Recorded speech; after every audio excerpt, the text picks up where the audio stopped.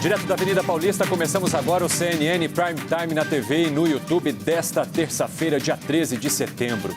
Nessa edição, você vai ver que o corpo da Rainha Elizabeth chegou a Londres sob aplausos de uma multidão.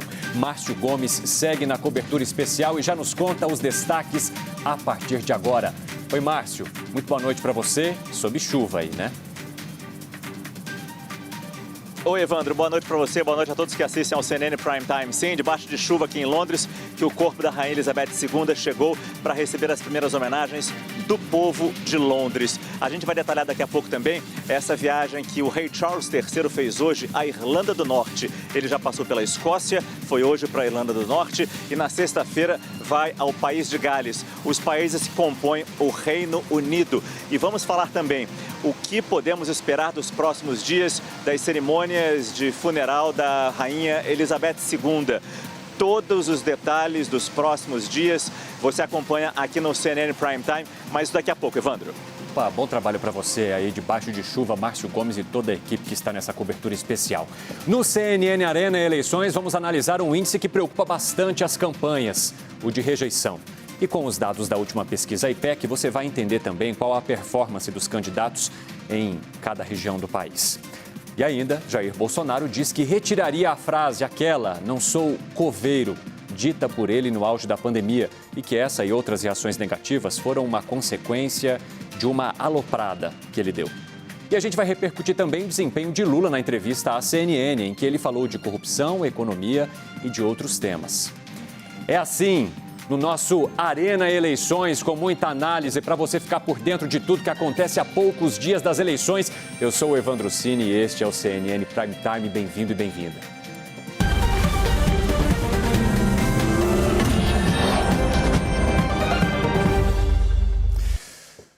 Pessoal, é muito bom ter a tua companhia por aqui. Eu já quero começar essa edição do CNN Prime Time com o especial, Arena Eleições, e já quero apresentar uma sala cheia para vocês aqui no nosso estúdio. É assim que a gente gosta, A arena tem que estar cheia para gerar bastante debate, bastante discussão.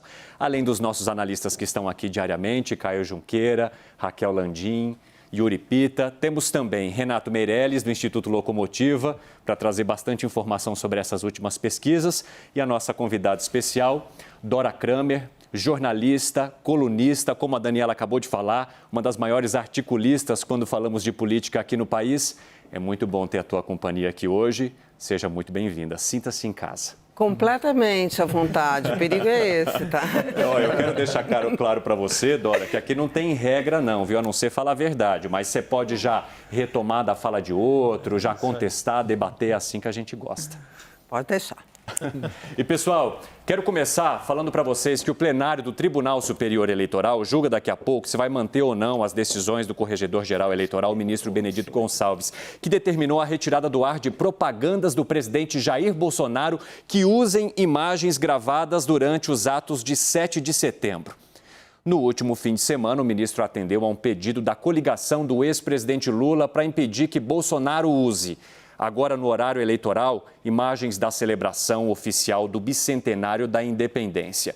E quem segue no nosso Arena também é Thaís Arbex, que já chega trazendo apuração sobre isso, porque, Thaís, a campanha do presidente Jair Bolsonaro quer então aproveitar aquelas imagens que não são oficiais, mas que estariam fora desses ritos todos do dia 7 de setembro. Conta tudo que você tem aí. Bem-vinda, boa noite. Boa noite, Cini. Boa noite a essa bancada muito prestigiada hoje. Cini, qual que é esse pedido da campanha do presidente Jair Bolsonaro ao Tribunal Superior Eleitoral? Vou tentar explicar de uma maneira mais didática para a gente não ir para o juridiquês. O que aconteceu? No fim de semana, o ministro Benedito Gonçalves, que é o corregedor-geral do Tribunal Superior Eleitoral, suspendeu de forma liminar, provisória, o uso dessas imagens captadas nos atos de 7 de setembro nas propagandas eleitorais do presidente Jair Bolsonaro. E também determinou que a exibição dos atos pela TV Brasil fossem editadas, que alguns trechos fossem cortados. Já durante o final de semana, a campanha do presidente Jair Bolsonaro decidiu tentar convencer o Tribunal Superior Eleitoral a fazer um ajuste nessa decisão liminar. O que significa isso? Que eles querem tentar usar esse julgamento de hoje para que o plenário do TSE possa abrir a possibilidade de a campanha do presidente Jair Bolsonaro usar nas propagandas eleitorais aquelas imagens que não foram captadas oficialmente, ou seja, que não foram captadas pela TV Brasil. Eles argumentam ali, numa petição bastante longa, que houve uma separação entre os papéis de presidente da República e de candidato. E como que eles detalham isso? Eles dizem que tão logo terminou o desfile de 7 de setembro aqui na Esplanada dos Ministérios, em Brasília, o presidente Jair Bolsonaro tirou a faixa presidencial, isso está escrito na petição enviada hoje, e foi para um outro caminhão de som, que não seria estrutura do Estado. Então, eles acreditam que podem fazer com que o plenário faça esse ajuste, é assim que eles estão chamando mesmo, façam um ajuste nessa decisão para que se consiga usar essas imagens. Nessa mesma peça, só para terminar, o que informou a campanha do presidente Jair Bolsonaro ao Tribunal Superior Eleitoral? Informou que todas as peças foram imediatamente retiradas do ar, aquelas que usavam as imagens de 7 de setembro, inclusive das redes sociais, mas que eles confiam que o debate no plenário do TSE possa, de fato,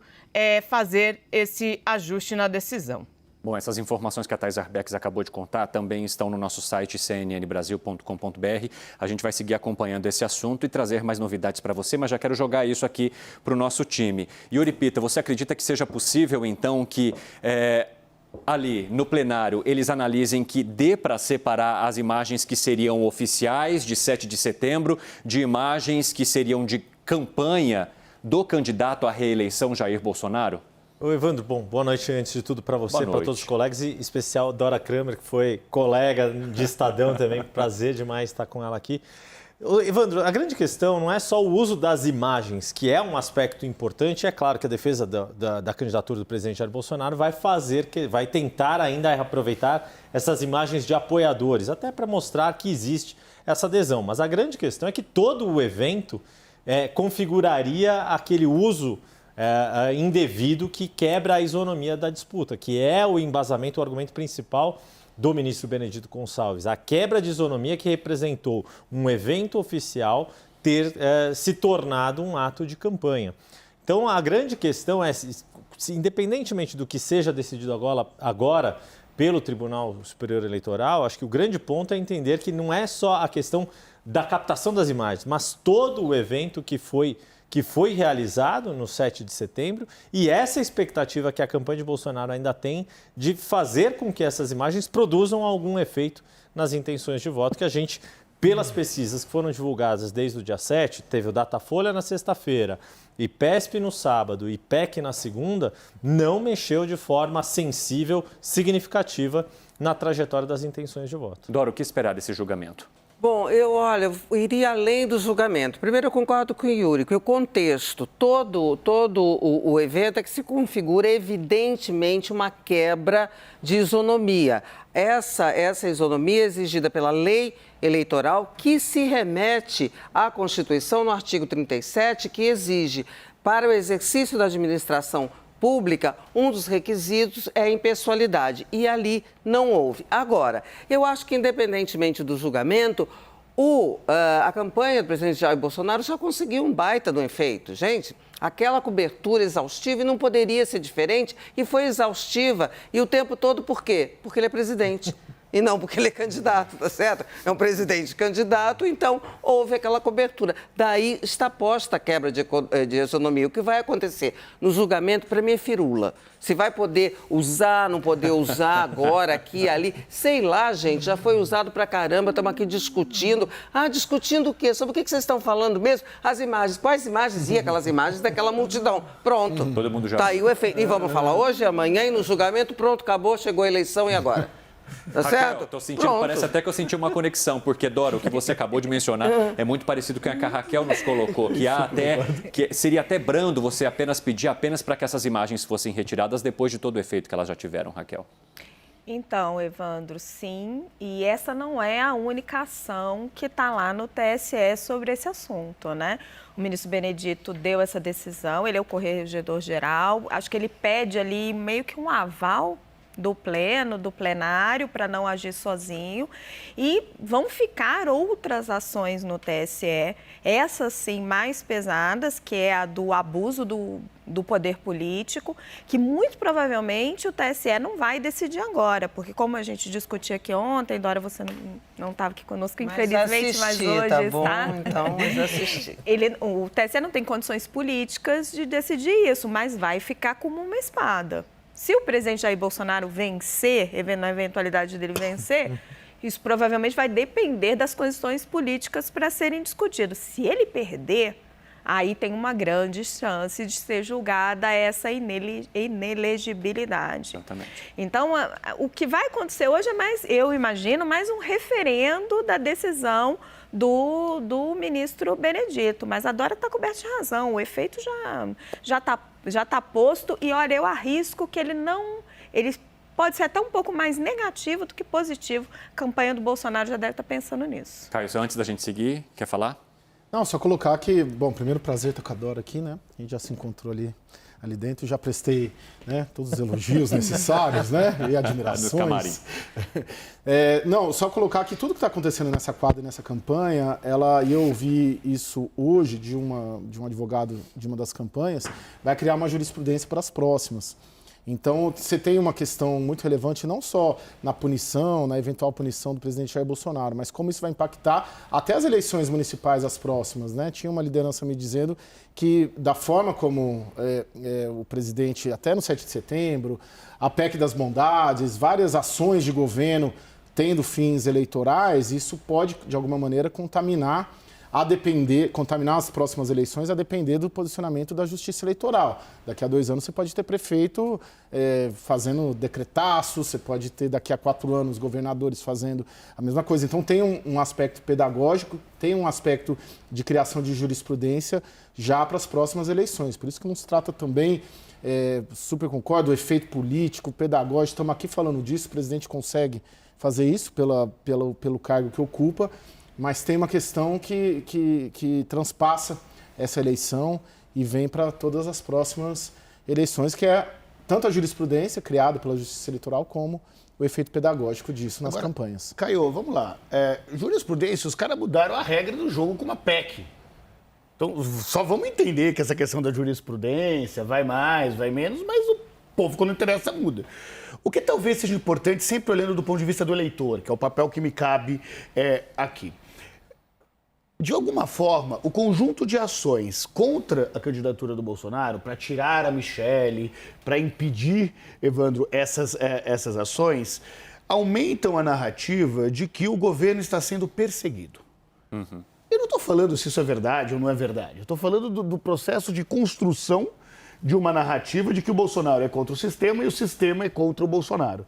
Essa é a narrativa que até agora tem pautado as ações do governo e permite que um presidente candidato à reeleição, ou seja, o incumbente, continue sendo oposição algumas vezes a ele mesmo. Eu nunca vi um candidato anti-establishment exercendo a candidatura dele.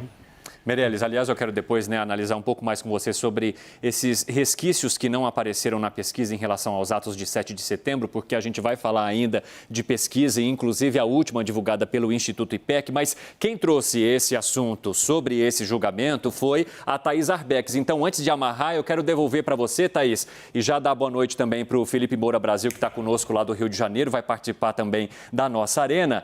O que mais você traz de informação que é relevante neste assunto, depois do que os nossos colegas colocaram aqui? Cine, só para pegar o gancho do que a Raquel falou, esse julgamento de hoje é o julgamento da ação que está questionando o abuso, o suposto abuso de poder político e econômico. Mas as AIGs, como elas são chamadas, normalmente elas são fatiadas. Então, o plenário primeiro vai se debruçar sobre a liminar, especificamente a liminar, E aí a tendência é de um referendo para essa liminar, sim, os ministros dizem. E aí a AIGE continua tramitando nos outros aspectos, no mérito em si, que aí é abuso de poder político e econômico. Felipe Moura Brasil, então, já aproveitando a tua chegada, quero saber de você como é que você enxerga. É possível dividir o Bolsonaro, o presidente do Bolsonaro, que estava fazendo campanha neste 7 de setembro especificamente? Boa noite. Boa noite, Evandro. Boa noite a todos. Eu não estive no camarim com a Dora, então quero dar uma boa noite especial para ela, cujo trabalho eu acompanho com gosto há muito tempo. Não é possível dividir, porque realmente era o bicentenário da independência e Jair Bolsonaro, como candidato, se aproveitou daquele evento com recursos públicos. A gente já comentou aqui que, obviamente, há uma brandura quando se trata de um presidente que tem uma demonstração de força com toda essa mobilização de massa, diferente do comportamento dos tribunais com vereadores, com prefeitos, e já há precedentes que mostram isso. Eu só queria fazer uma analogia em termos de impacto eleitoral com o caso do Auxílio Brasil, porque em ambos os casos existem duas forças concomitantes, uma de impacto positivo, outra de impacto negativo.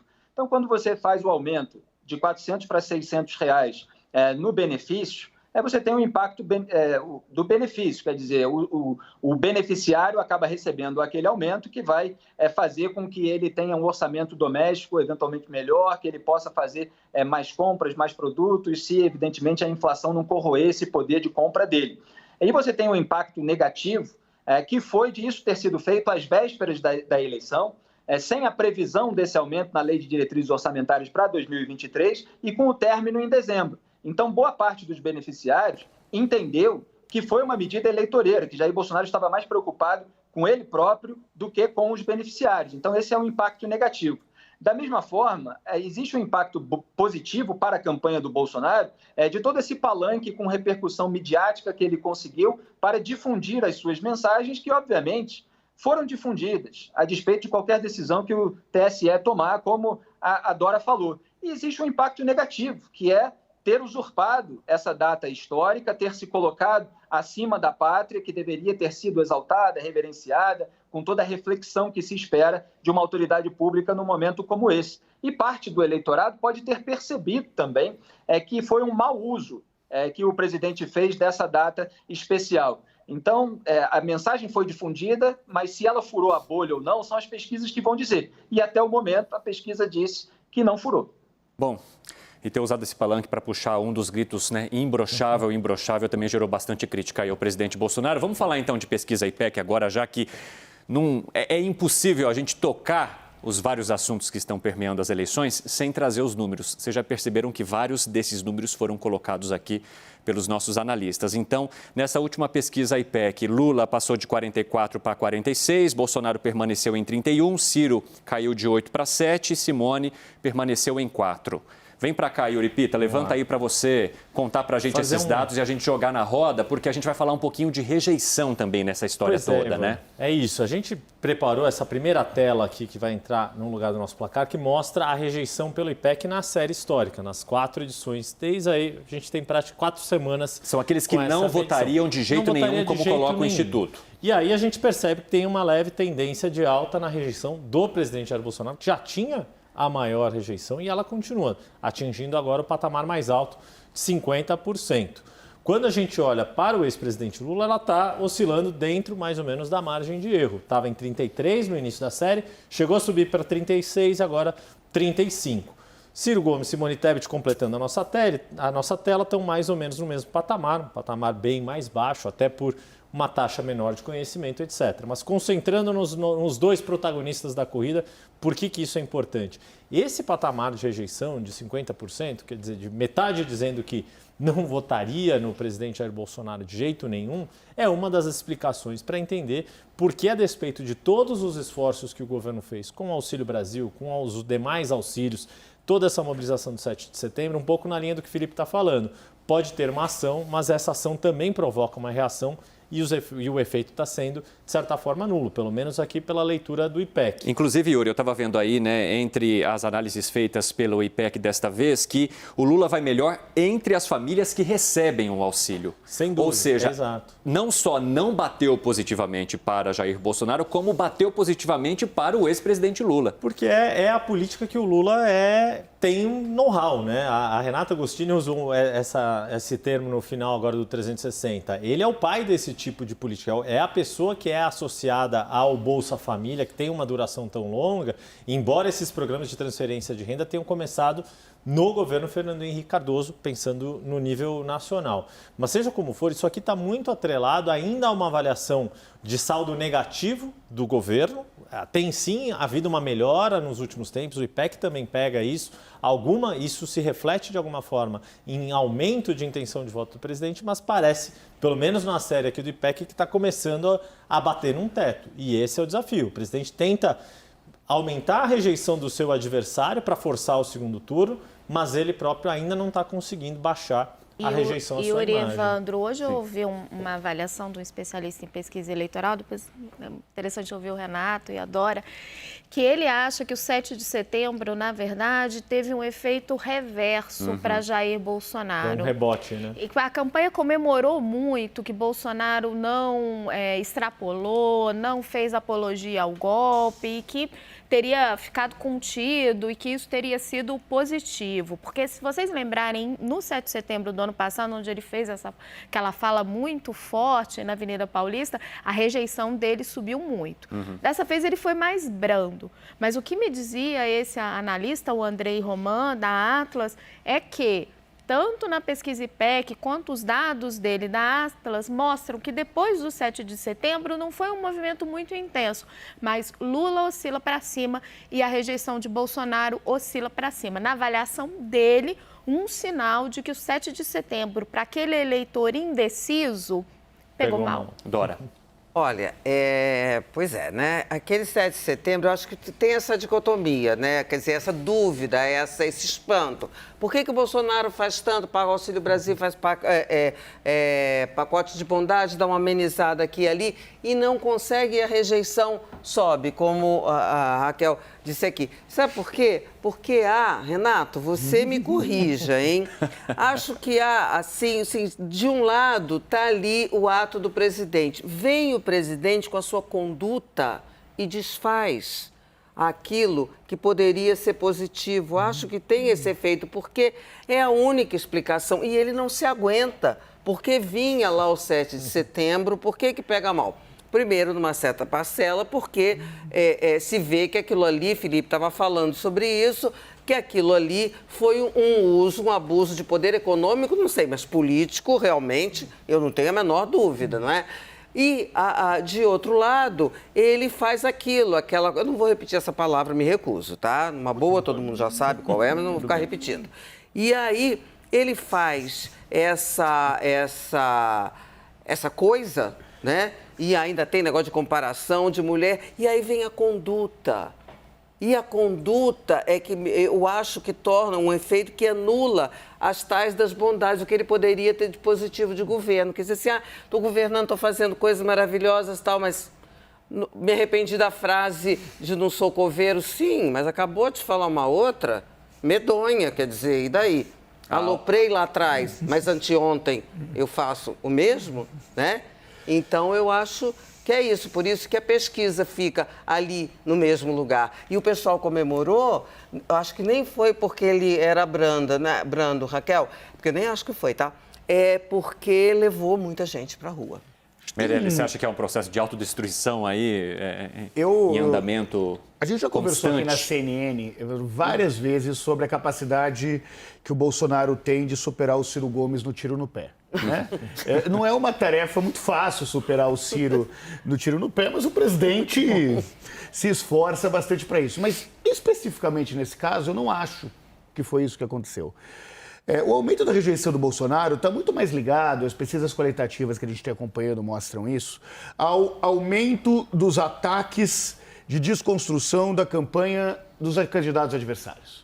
Nós voltamos a falar sobre violência, e voltar a falar sobre violência tira voto das mulheres que têm medo do seu filho ser vítima de bala perdida, das mulheres que têm medo que um filho pegue a arma do pai e sofra um acidente, que são inclusive os valores que vão contra a narrativa de proteção à família que o presidente procura apresentar. A gente teve nos programas de TV uma intensificação dessas críticas ao governo Bolsonaro, sendo que as críticas que fazem ao Lula estão precificadas. Já, o Lula roubou.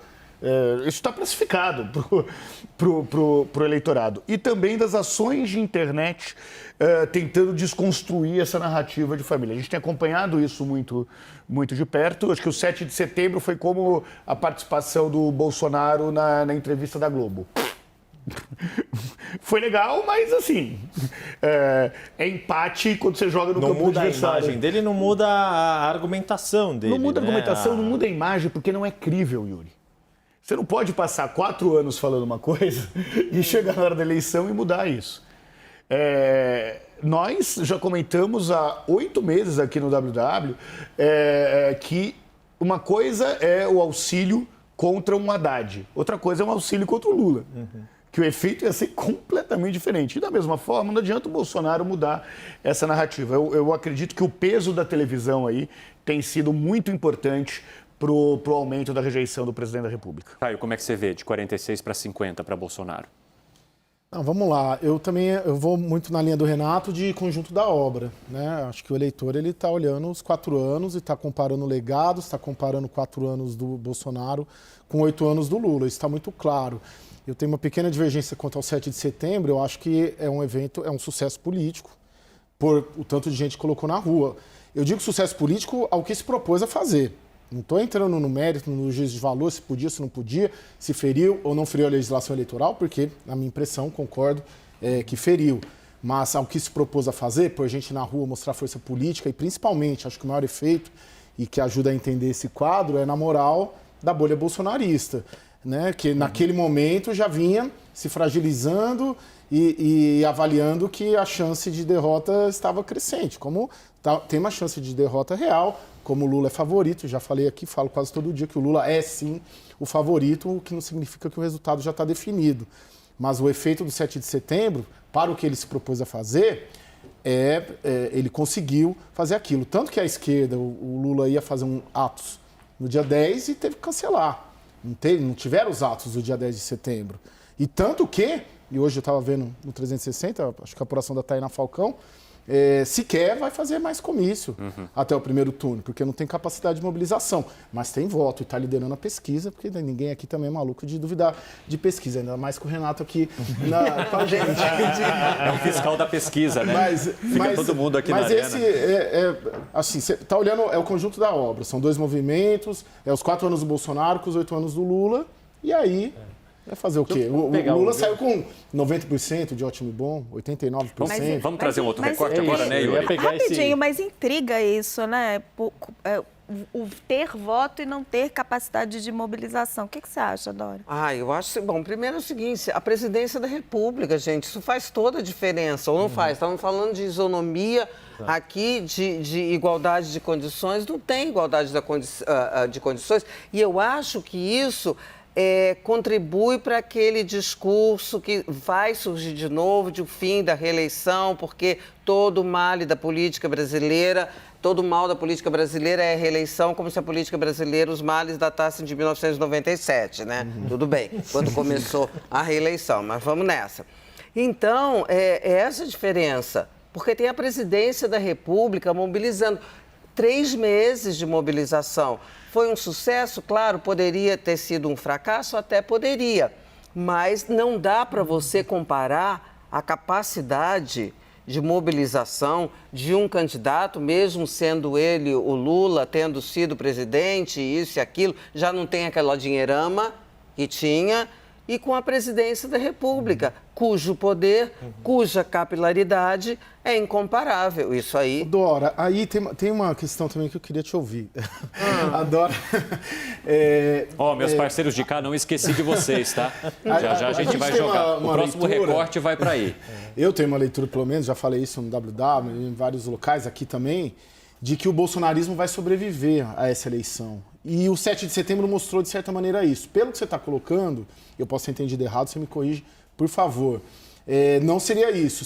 O bolsonarismo sem a instituição Presidência da República, ele é muito mais frágil, então daria para a gente apontar que, se o Lula ganhar, o bolsonarismo não será essa força toda que a gente imagina que será na oposição? Da mesma maneira, claro que não, porque tem o instrumento da presidência da República, ele é fundamental nesse momento de mobilização. Agora, claro que não vai morrer, a questão é, esse bolsonarismo é com Bolsonaro ou sem Bolsonaro? Porque essas pessoas que estão aí hoje, elas existiam, tá? Elas estavam aí, elas não nasceram, elas não brotaram num solo pantanoso, não. Elas estavam aí e alguém deu voz, e eu acho que vieram para ficar.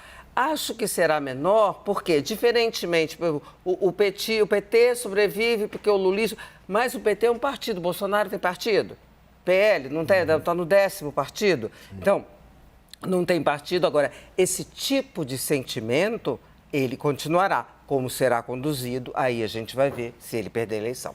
Bom, vamos trazer agora um pouco de recorte regional também, porque falamos bastante sobre a questão da rejeição, mas para a gente ampliar o nosso debate, a pesquisa IPEC falou também sobre a performance desses candidatos em cada região do país. E se você está nestas ou em todas as regiões nos acompanhando agora, prestem atenção porque o Yuri vai contar um pouquinho disso. Antes disso, rapidamente, Evandro, até para conectar com o assunto que a gente estava da rejeição, tem muito a ver com a avaliação que se faz do governo, porque afinal de contas a gente está falando de um candidato à presidência disputando a reeleição. E aí na linha, de novo, nessa série desse último mês do IPEC, a gente vê essa constância na linha do ruim e péssimo. Estava em 43 e agora oscilando dentro da margem de erro, 45, mas está ali rigorosamente com o mesmo patamar. Assim como a avaliação do ótimo e bom. Ou seja, todas essas medidas que foram feitas em agosto, o início do pagamento do Auxílio Brasil, as mobilizações, início da campanha, e geralmente a campanha oficial, a propaganda oficial da campanha eleitoral, quando tem um candidato disputando a reeleição, tende a melhorar a avaliação desse governo. A gente também nota aqui uma constância e a avaliação aqui do regular um pouquinho, dando uma oscilada de um pontinho para baixo. Acho que isso também ajuda a gente a entender que o patamar que o presidente tem apresentado de intenção de voto, 30%, 31%, 33%, dependendo da pesquisa, está muito parecido com essa avaliação de governo também. E a avaliação do ruim e péssimo praticamente indo quase toda, mas predominantemente para o ex-presidente Lula e um pouquinho ali no residual, na margem, se disseminando para os outros candidatos, Ciro Gomes, Simone Tebet. O que é curioso quando a gente faz esse recorte, quando mesmo no ótimo bom, tem voto para o ex-presidente Lula. Isso que é curioso, chama a atenção. Mesmo aqueles que têm uma avaliação positiva do governo, provavelmente aqueles que consideram o governo bom, não ótimo, mas mesmo entre eles há alguma sobra de voto consistente que acaba indo até para o ex-presidente Lula por essa disputa de legados. Agora, pode ter sido um bom presidente, mas o outro... Tem um paralelo com isso que tem a ver com a figura do presidente, que é a mesma coisa que aconteceu com Dória aqui em São Paulo. O Dória tinha um governo melhor avaliado do que a figura do pessoal do governador. Então isso, na prática, tem um conjunto de ações do presidente da República que afastam esse eleitor dele. E que não é o natural, né? O que costuma historicamente é o contrário. Felipe Moura Brasil não está, né, agora. Thaís Arbex, quer colocar o teu pitaco aqui sobre essa avaliação de ruim ou péssimo e também sobre a rejeição de Bolsonaro e Lula nessa pesquisa IPEC? Sim, eu estava pensando agora que, embora a gente veja uma diferença entre a rejeição 50%, né, está na nossa tarja. Estava 50%, isso. E me recorda a avaliação negativa 45, assim, próximas, né? Não são tão distantes. E aí, na prática, mistura muito com o que a gente estava discutindo agora há pouco, que não há como separar o papel de presidente da República do candidato. Não há como. Esses dados, eles são mais evidentes ainda de que, no fim das contas, o presidente também é o candidato. Não sei se ficou claro, mas acho que esses dados mostram para a gente essa discussão mais profunda. Sim, e é total isso, porque vai convergindo, né? A avaliação do governo com a intenção de voto do governante que é candidato à reeleição. E chamou muita atenção essa questão que você citou do ótimo ou bom, porque, segundo essa última pesquisa IPEC, Bolsonaro vai melhor entre aqueles que avaliam o seu governo ótimo ou bom. E mesmo assim, dentro desse grupo ainda tem gente para o seu adversário. Dessa avaliação. Por que é isso? Porque ele está disputando contra um ex-presidente que saiu com o ótimo bom, a gente está falando aqui de 30%, o Lula, quando saiu do seu governo em 2010, passou dos 80%. E isso aqui também, esse saldo, né, essa diferença aqui de menos 15 pontos, é um desafio para Bolsonaro. Todos os outros presidentes candidatos à reeleição aqui no Brasil, Fernando Henrique Cardoso em 98, Lula em 2006 e mesmo Dilma Rousseff em 2014, que saía daquela queda brusca de avaliação depois das jornadas de 2013, todos eles tinham algum saldo positivo nessa conta. Ótimo, bom, menos ruim, péssimo, dava um número positivo. A avaliação de Bolsonaro, com esses 30 e pouquinhos % de ótimo bom, chega a ser parecida com o que registrou em um momento parecido Dilma Rousseff, só que ela já tinha baixado o ruim e péssimo. Essa é a dificuldade para Bolsonaro, não baixar o ruim e péssimo, não conseguir ter saldo positivo nisso, torna o seu desafio de reeleição muito mais difícil. E, pessoal, daqui a pouco a gente volta aqui na nossa arena com mais recortes dessa pesquisa IPEC, mas eu quero fazer um intervalo rápido e, na sequência, a gente vai mostrar também que, em entrevista à CNN, Lula volta a dizer que é culpado por ser inocente e recusa anunciar mágica na economia. E Bolsonaro diz que, se não for reeleito, vai entregar a faixa e se retirar. A declaração foi dada em entrevista a um podcast. Está aí a imagem dele falando. CNN Prime Time, nossa Arena Eleições. Voltamos já. Contamos contigo.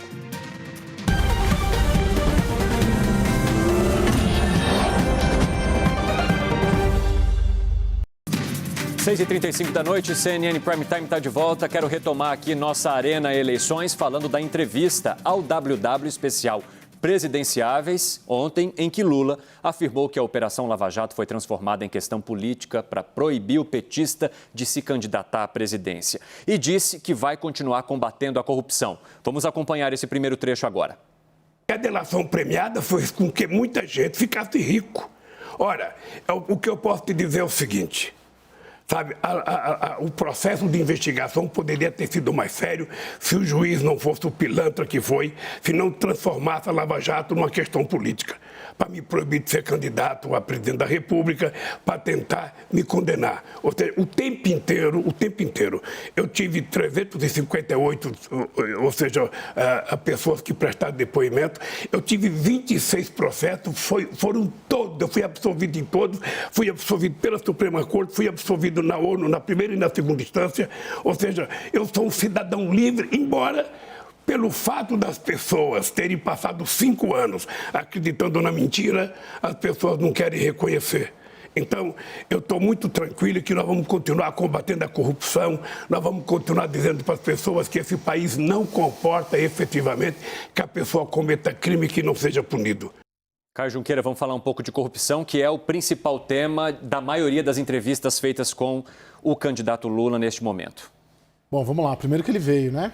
O presidente Jair Bolsonaro não veio, não confirmou. Está conseguindo mudar de fato o que pensam sobre corrupção na gestão de Lula nessas entrevistas? Ele tem saído bem. Ontem ele se saiu muito bem, tem um discurso muito bem construído, tem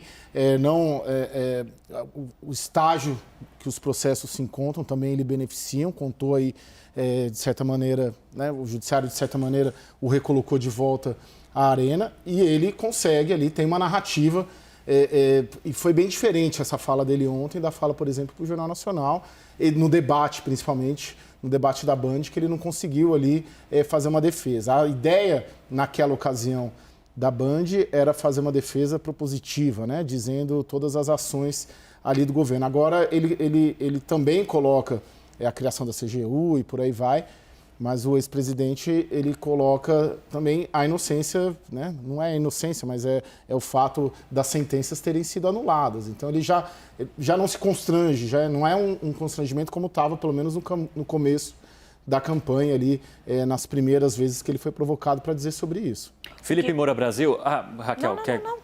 Joga para o Felipe. Rapidinho, Felipe, o William Vac questionou mais de uma vez, mas quem foi o culpado? Quem é o culpado? De uma forma bastante incisiva e repetindo essa pergunta, porque é a pergunta que todos se fazem quando pensamos em corrupção naquela era. Você acha que o candidato Lula respondeu a essa pergunta de forma clara? Não, o Lula tem um monte de truques retóricos e ele está usando todo o arsenal que foi desenvolvido ao longo dos últimos tempos, inclusive nas últimas semanas, justamente em razão de ele não ter respondido muito bem no primeiro debate de TV entre os presidenciáveis e ter se limitado a listar ali algumas ferramentas que foram aprovadas durante o governo dele para que as investigações acontecessem. E essas ferramentas foram desmanteladas depois, em boa parte, no Congresso Nacional, com o voto dos petistas, junto com os bolsonaristas, que também são, em parte, alvo de investigações. Houve o afrouxamento da legislação penal, depois o afrouxamento da lei de improbidade administrativa, Jair Bolsonaro sancionou restrição à delação premiada, restrição à prisão preventiva, tudo isso passou pelo Congresso Nacional. O Lula, ele fixa ali o seu xingamento ao Sérgio Moro, que foi o juiz que o condenou na primeira instância, que é uma forma de você individualizar e transformar aquela figura na responsável por tudo aquilo pelo que você passou.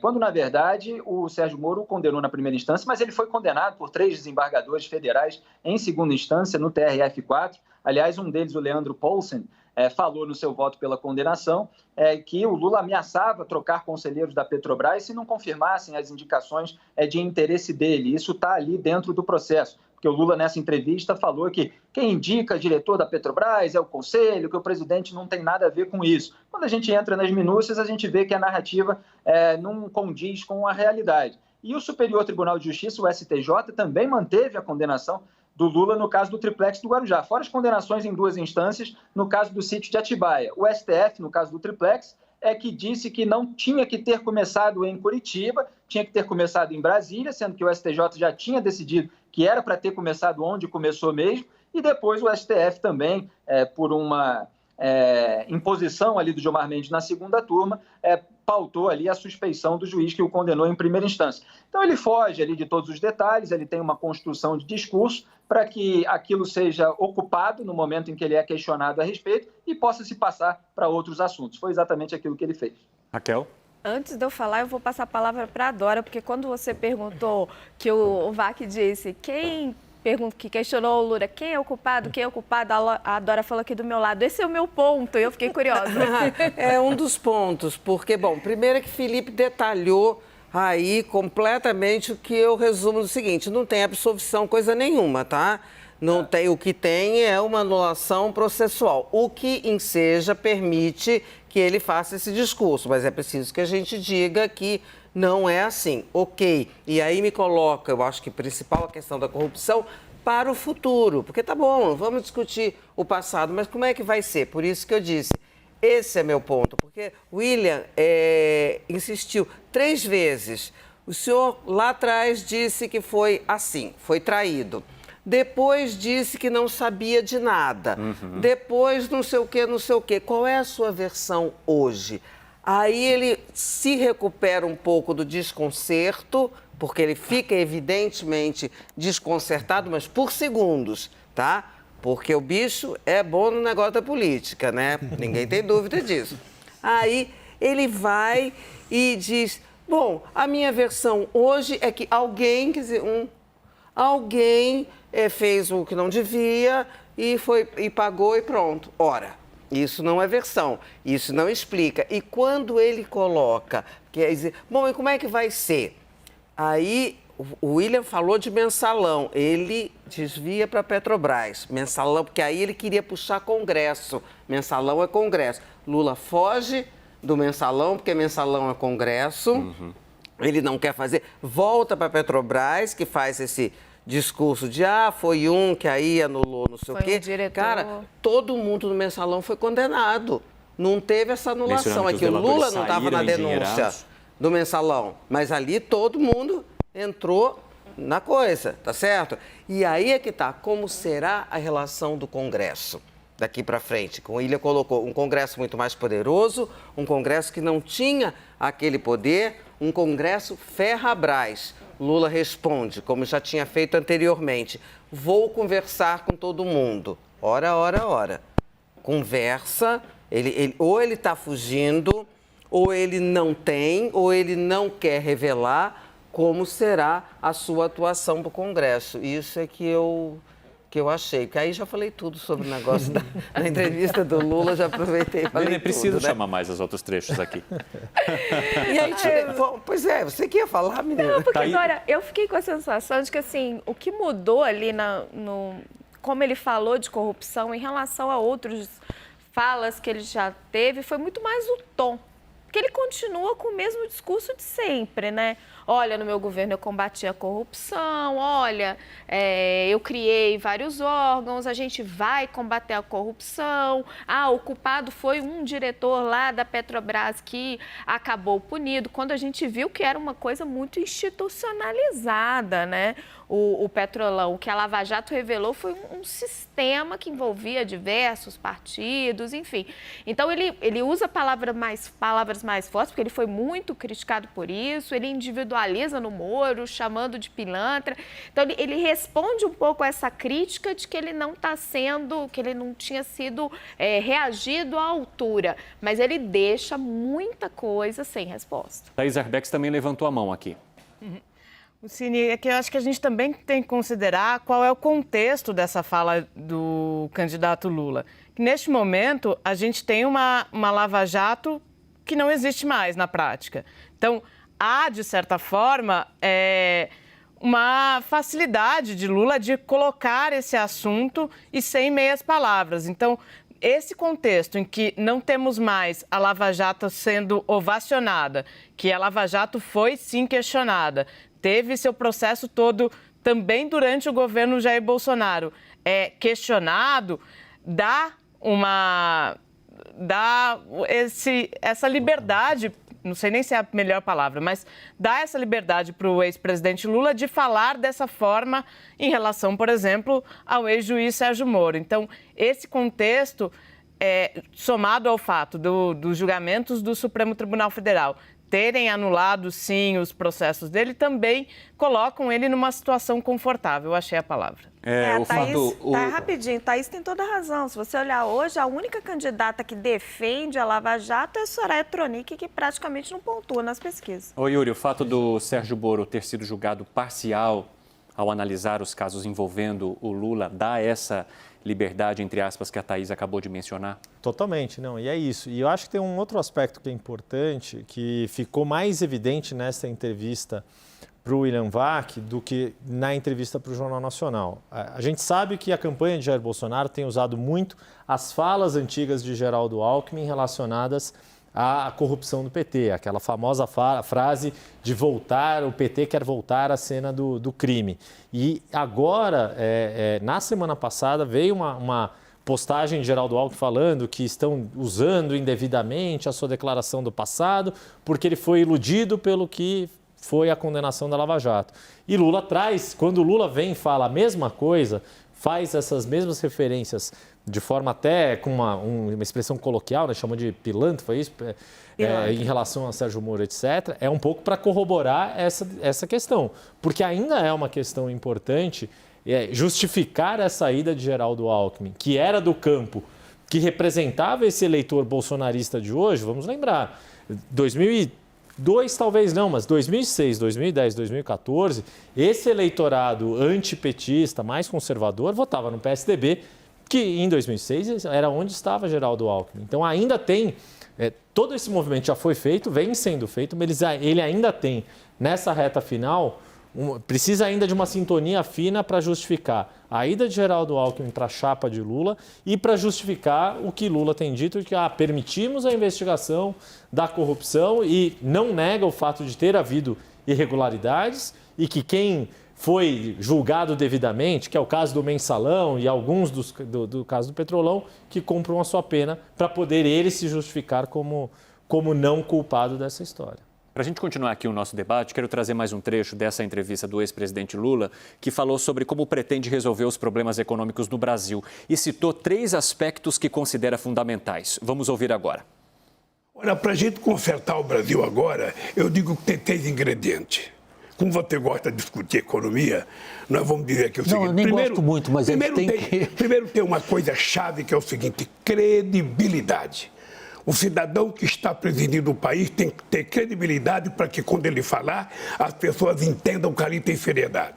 A segunda coisa é que você tem que garantir a estabilidade. As pessoas têm que ter estabilidade e têm que ter garantia jurídica. E a terceira coisa é previsibilidade, ou seja, a economia não existe mágica.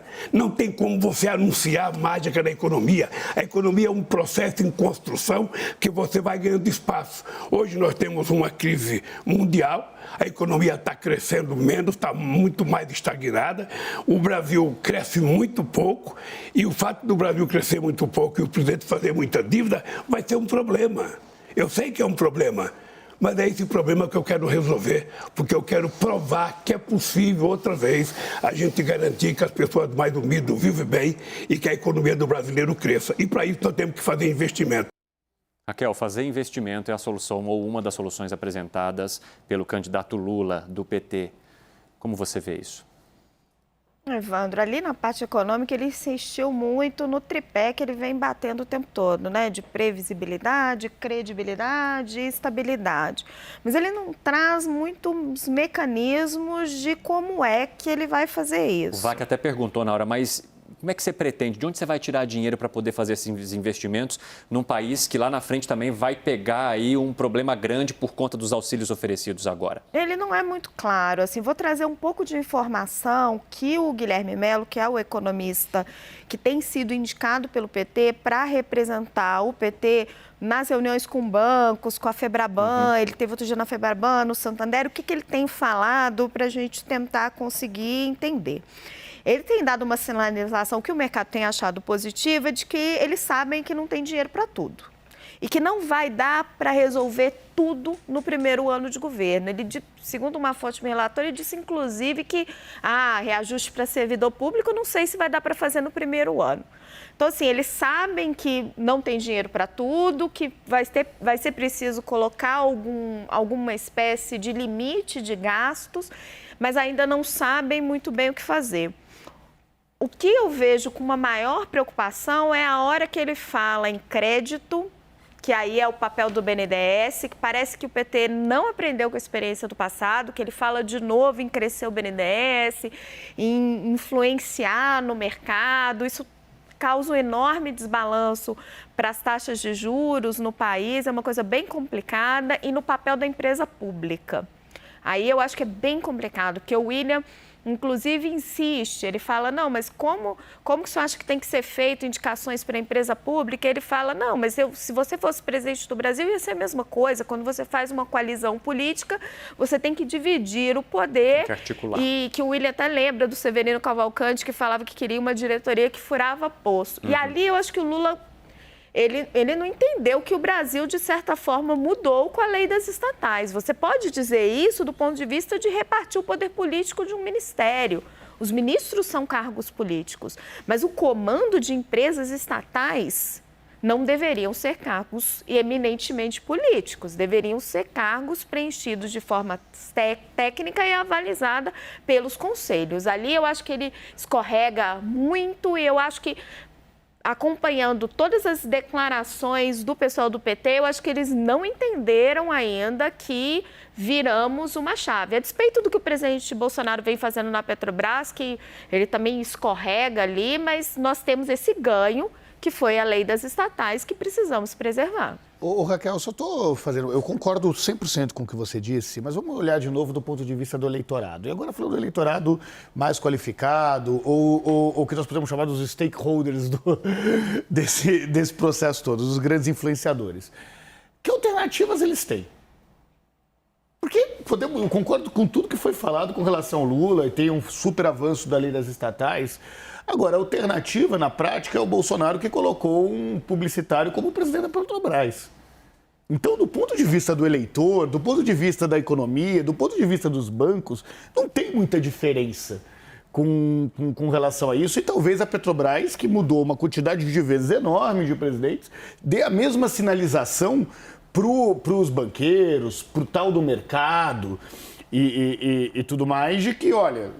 Do mesmo jeito que a corrupção está precificada para os dois lados, a intervenção da economia está precificada para os dois lados, a partir dos exemplos que foram dados de intervenção na Petrobras, no preço da gasolina, na mudança dos impostos. Renato, mas aí eu não estava falando especificamente do que agrada o empresariado ou não. A gente sabe aqui que empresário não tem tanto voto. Se tivesse, a terceira via estava eleita. Você já falou isso muitas Várias vezes. Eu estou falando em relação a propostas, em termos de se entender o que é política pública. Na minha avaliação, isso não é uma boa política pública para a empresa estatal. Eu quero aproveitar o gancho que vocês puxaram, porque é justamente mais um trecho dessa entrevista do ex-presidente Lula, em que ele defendeu a indicação de aliados para cargos. Raquel já adiantou um pouquinho, mas vamos trazer agora na fala dele para depois puxar mais uma análise. Acontece na democracia de qualquer país do mundo. Quando você ganha uma eleição, você faz uma composição para ganhar as eleições. Eu, por exemplo, agora tenho 10 partidos pequenos que fazem composição comigo. Se a gente ganhar as eleições, esses partidos irão participar do governo. Eles terão o direito de indicar aqui, como indicaram na Alemanha, como indicaram nos Estados Unidos, como indicaram na França. Isso faz parte da democracia. O que não tem sentido é você ganhar as eleições e o seu adversário indicar. Então, essas pessoas indicam essas pessoas. E cada pessoa que é indicada, ele é eleito pelo conselho dessas empresas. Então, meu caro, você não tem como fazer a não ser assim. Você não tem. Como é que você escolhe o ministro da Suprema Corte? Como é que você escolhe o diretor da Polícia Federal? Como é que você escolhe um procurador-geral da República?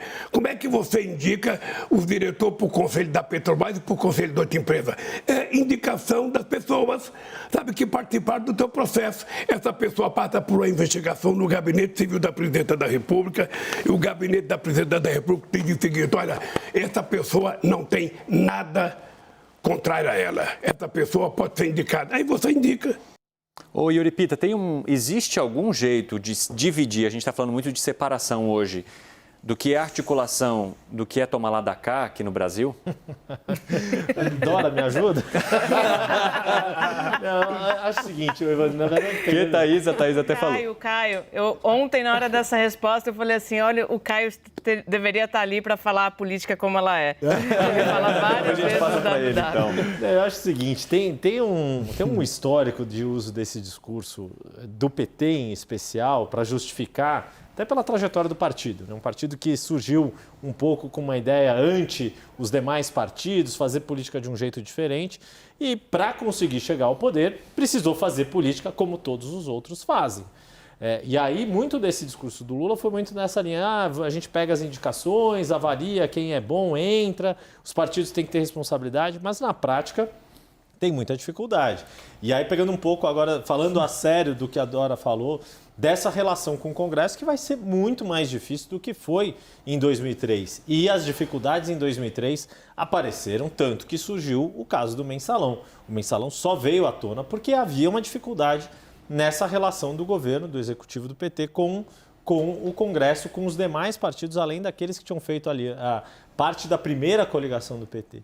Então, no fundo, qual vai ser essa nova forma ou a velha forma 2.0 de fazer essa relação com o Congresso ainda também não está colocada e muito provavelmente porque não se tem uma solução já construída para encarar um Congresso que tem um orçamento secreto na mão. Seus anos de experiência estão apitando no teu ouvido aí, Dora? Olha só, bom, primeiro queria contar, quando a Raquel fala do virar a chave, que eles não perceberam, eu acho que vai ser o grande desafio da virada de chave. Não é o mesmo país que governa, é um país na economia e na política também, com esse Congresso todo mais poderoso, etc. Bom, o que eu acho, tem a política como ela é, tá bom, mas a vida como ela é, a gente aceitar isso não quer dizer que a gente não deveria investir na vida como ela deveria ser. Dora, não falei nada. E na política... Não é uma acusação. Não, eu tô aqui, caramba. Não. A Thaís mandou pro Caio Junqueira, agora tá todo mundo respondendo para ele. É que todo mundo fala isso. E a gente tem, pela fala do Lula na entrevista para o William, vai continuar a mesma coisa, porque não dá. Na presidência da República, teve uma hora que ele disse, não sei se foi no primeiro ou no segundo mandato, Jesus Cristo faria aliança com o diabo, sim. Não teve? Uhum. Se fosse aqui. Eu acho que o discurso correto que a gente deve, a liderança, deve nos conduzir para avanço. Eu não vi ninguém falando, nem os candidatos que não estão mais bem colocados, em reforma política. Não aquela reforma política que é só de blá, blá, blá, que se fala e não se faz.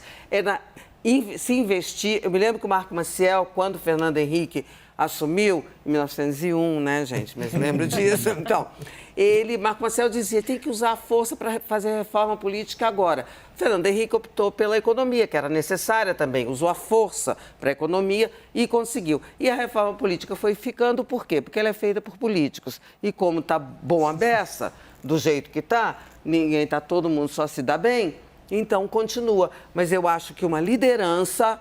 Para merecer esse nome de liderança, deveria investir, pelo menos no discurso, não é virar de cabeça para baixo, mas começar a incutir nas pessoas que, olha, é assim, mas pode ser diferente. Como? Vamos lá. Se você realizar, admitir que não é assim, não é normal, porque não é, gente. Esse fundo eleitoral de 5 bicos, não sei o quê, eu nunca vi tanto dinheiro, não é normal. Tem uma diferença, de fato, se a gente comparar 2003 com 2023, caso Lula seja eleito, que existe muito mais controle social, controle externo, controle... mais capacidade de mobilização social, que talvez seja um pouco disso, de pressionar mais pela política como deveria ser. Essa pressão não existia tão forte lá em 2003 e acho que agora... Poderia, mas a liderança não assume isso. Exato, aí é que está. A sociedade está mais aparelhada, ela está mais intolerante, porque eu sou de uma época, amigo, que os caras faziam voto de pianista. Pianista é um negócio de falsificar, tá? Voto. E aquilo era fotografado e não dava em nada. Hoje seria uma barbaridade, mas a liderança não fala. A liderança não vai adiante nessa mudança. Eu tenho uma dúvida para contar um pouco com a experiência política de todos vocês aqui. Tem uma discussão do orçamento, tem uma discussão sobre o poder individual, mas tem uma outra, que foi o começo do debate, sobre a relação do executivo com o legislativo. Né, o quanto que é a política como ela é, que é o termo que a Thaís jogou no colo do Caio. Que ele vai responder ainda. Nós temos um exemplo no mundo interessante que o Brasil pode seguir. Existe em algum lugar do mundo uma relação executivo-legislativo, tirando no parlamentarismo, que também é um processo de coalizão, tá? Então é mais ou menos assim que possa servir como referência para o Brasil. É uma dúvida sincera. Não, pois é, Noruega, Finlândia, essas coisas, Suécia, isso aí não vale, não. Mas eu acho que não me ocorre, não sei se ocorre a vocês, não me ocorre porque os exemplos que me vêm de funcionamento razoável caem todos no parlamentarismo. E isso depende de uma mudança constitucional, já houve um plebiscito que rejeitou, enfim. É muito difícil, né? Mas não acho que haja um modelo... A despeito disso, o que seria interessante, tá bom, estamos enfiados numa mixórdia sobre todos os aspectos. No fundo, esse negócio de financiamento público de campanha só piorou, porque transformou os caciques em pessoas que vão ficar ali, os cartórios aumentaram, tá certo? Orçamento secreto piorou. Então, o negócio, eu nunca acreditei muito naquela coisa do Ulisses, o próximo congresso vai ser pior do que o anterior, não gostava um pouco desse pessimismo meio blasé. Mas agora isso é uma realidade, sabe? Então, que a gente encontrasse a nossa maneira melhor de fazer, reconhecendo, primeiro, que desta maneira não é possível. Concordo com o Yuri, a sociedade muito mais mobilizada, os instrumentos como Lula lista, e ele tem razão, os instrumentos estão aí, foram postos. Então, a sociedade menos tolerante, então, liderança. Então, gente, os governados estão aqui. E os governantes? Estou fazendo um comício, desculpa. Thaís, quer participar aqui desse comício? Não, eu fiquei pensando quando a Dora coloca esse assunto, se também não tem uma linha muito tênue entre o que aconteceu, por exemplo, em 2018, em que, de certa maneira, o presidente Jair Bolsonaro quis incorporar esse discurso de vamos fazer diferente do que está aí. Não vai ter toma lá da cá. E aí vinha muito no discurso da antipolítica, de que tudo que está aí não presta, mas acho que a gente ainda não conseguiu ultrapassar essa linha, que é o de jogar tudo isso fora, não é desse jeito, e encontrar um outro mecanismo. Porque o próprio presidente acabou sendo obrigado a negociar com esse Congresso, a levar para o seio do seu governo o Centrão. Então, acho que, de fato, a gente tem uma grande questão que vai para além da liderança política em si. Só para fechar o comício, é o seguinte, ele fez para negação da política, para se aproveitar de uma ambiência, mas não propôs nada novo. O que fez foi aderir ao que tinha velho sob o argumento de que é assim mesmo, não há outro jeito. Há outro jeito. É preciso encontrar, mas pela política e não negando a política. Para fechar esse bloco, Caio. Não, vamos lá. O cara mais falado que não tinha aberto a boca até agora. Vamos lá, que eu tenho que puxar a passagem de bloco Não, aí. primeiro que tem uma questão matemática, né? Que quem é eleito presidente tem uma maioria de votos e não leva junto uma maioria dentro do Congresso. Esse é um ponto. E aí você tem que ter uma composição que o Sérgio Abranches, né, brilhantemente, lá nos anos 90, chamou de presidencialismo de coalizão. Do que a gente vê pelo mundo, não tem sistema perfeito. Nem os noruegueses, não existe. Sempre vai ser uma coisa cobertor curto, né? Você puxa de um lado, vai resolver um problema de representação que vai criar outro problema. Eu acho que a gente tem cases bem-sucedidos de indicações políticas e de boas gestões à frente dos ministérios. Aí vai de quem indica e de quem é indicado. Vou pegar todos os últimos governos. Vou pegar a Tereza Cristina na agricultura, vou pegar a Isabela Teixeira no governo Dilma, ministra do Meio Ambiente, uma ótima ministra. Você pega o Temporão no governo Lula, ministro da Saúde. Você pega o Serra, ministro da Saúde no governo Fernando Henrique. Você tem inúmeros casos de indicações político-partidárias que os caras foram bem, né? De todos os governos, da esquerda à direita. Então é de quem indica e de quem é indicado. Esse é um terceiro ponto que eu queria colocar. Não vejo como não fazer uma composição política, o Lula está certíssimo. Não tem como. Se tem 10 partidos apoiando, comprou igual a gente fala, comprar a fonte na baixa, né? Quando o cara ainda, né? Depois o cara sobe, vira ministro, pô, a gente já... É a mesma coisa, tá? Desde o começo você vai fatiar esse poder, porque você não vai conseguir governar e você precisa ter uma maioria para governar. A conta que eles estão fazendo escândalo lista de 200 deputados, que é pouco, né? Então, mas é que no primeiro comentário depende eu fiz uma... de que base você faz essa negociação, né? Mas eu fiz uma distinção que eu acho muito importante. Uma coisa é você governar com os partidos para formar o seu ministério. Isso eu acho totalmente ilegítimo. São cargos políticos, você divide o poder com os políticos e escolhe bons políticos capacitados. E tem que ser um cargo político mesmo, precisa negociar com o Congresso, aquele político que escolha bons técnicos. Outra coisa é você aparelhar estatais, você aparelhar a PGR, você aparelhar a Polícia Federal. Aí eu acho que aí a gente entrou por um outro território. Bom, pessoal, vamos parar por aqui agora esse debate, porque a gente vai retomar outros debates logo em seguida. Lula encerrou ontem a série de entrevistas que a CNN realizou com os principais candidatos à presidência da República. Além do candidato do PT, participaram Ciro Gomes, Simone Tebet, Luiz Felipe Dávila, Soraya Tronic. O único dos 6 candidatos que decidiu não participar da entrevista com William Vac foi o candidato à reeleição, presidente Jair Bolsonaro. O candidato do PL foi convidado diversas vezes e não deu nenhuma resposta até a data limite. A CNN lamenta a ausência do candidato à reeleição Jair Bolsonaro nestes debates.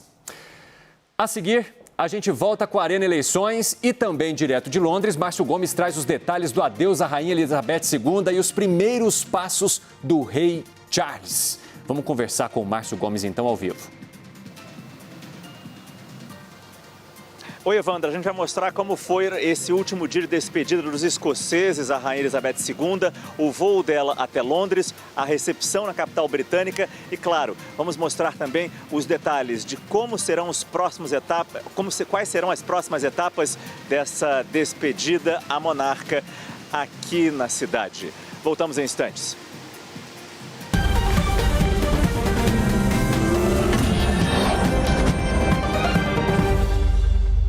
O presidente Luiz Inácio Lula da Silva, do PT, afirmou em entrevista ao WW Especial Presidenciáveis que o Banco Nacional de Desenvolvimento Econômico e Social, o BNDES, vai voltar a ser um banco de investimento. Lula afirmou que na economia não há mágica, que terá de colocar crédito para as pessoas e que o BNDES vai, portanto, voltar a ser um banco de investimentos. A fala do candidato de restabelecer o protagonismo do banco como grande financiador de investimentos é criticada por economistas ouvidos pelo CNN Brasil Business. Para Luiz Fernando Figueiredo, ex-diretor de política monetária do Banco Central, durante o governo Lula, o banco emprestou dinheiro para grandes empresas com um baixo custo, o que impediu, ao longo do tempo, o desenvolvimento do mercado de capitais.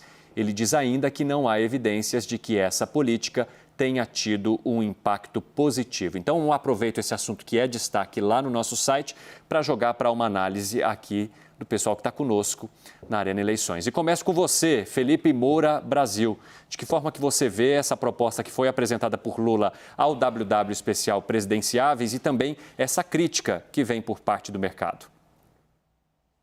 Olha, Evandro, a questão é onde que ele vai investir. O que se tem de histórico do Lula é o investimento do BNDES em ditaduras estrangeiras, por meio da Odebrecht, é a política dos campeões nacionais, é privilégio a empresário que já tem muito dinheiro.